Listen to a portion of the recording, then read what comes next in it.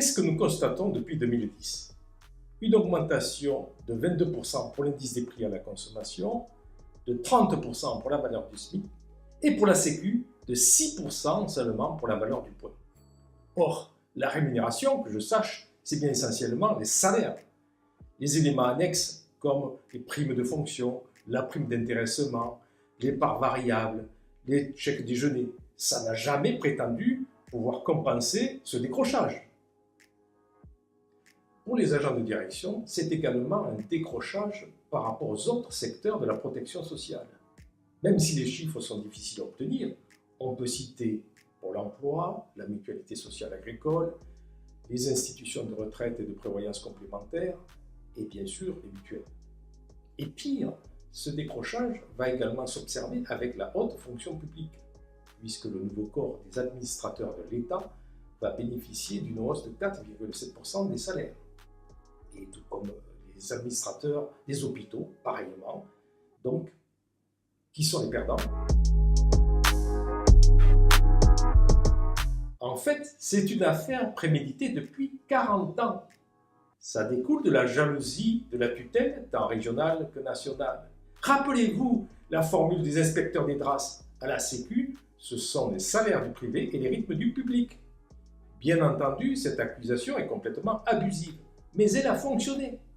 Les accords que nous aurions pu obtenir du temps du paritarisme à Lucas ont été torpillés par la tutelle. Et les syndicats d'employeurs se sont rangés sans plus de conviction à ces consignes d'économie de court terme de l'État. Demander notre fonctionnalisation? Certes, nous pourrions faire alors tranquillement de la politique en étant sûrs de retrouver nos emplois avec l'avancement moyen du grade. Mais ce n'est pas du tout l'optique du SNADEOS. Nous considérons, en tant que syndicat constructif et responsable, qu'il faut se faire entendre en se syndiquant et en votant aux élections de novembre prochain à notre commission nationale paritaire d'interprétation. Ne vous y trompez pas, si la participation continue de baisser, le seul gagnant, ce sera la tutelle.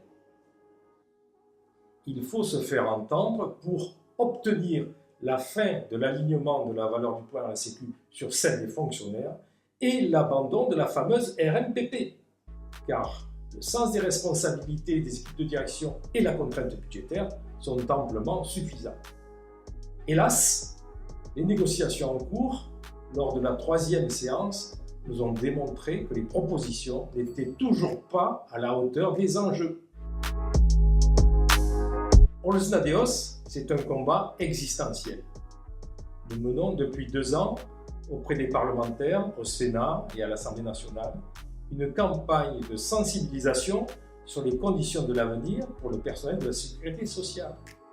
Mais ça ne suffira pas, car le contexte de la dette publique est très défavorable. Et cette dette ne devient-elle pas incontrôlable? Et où est la responsabilité des salariés de la Sécu là-dedans? Il faut que les agents de direction se mobilisent pour manifester leur profonde sens des responsabilités et retrouver la légitimité à se gérer eux-mêmes. Vous adhérez à ce projet? Rejoignez-nous!